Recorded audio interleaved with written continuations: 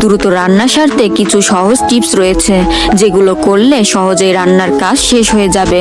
তাই আজকের ভিডিওতে আমি আপনাদের সাথে শেয়ার করেছি এমন কিছু টিপস যা ফলো করলে আমাদের রান্না হবে দ্রুত এবং সহজ।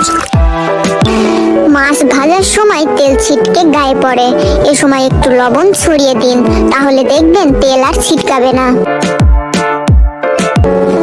পেঁয়াজ বেরেস্তা করার সময় পেঁয়াজ ভেজে নামানোর আগে সামান্য পানি ছিটিয়ে দিলে তাড়াতাড়ি লালচে হবে।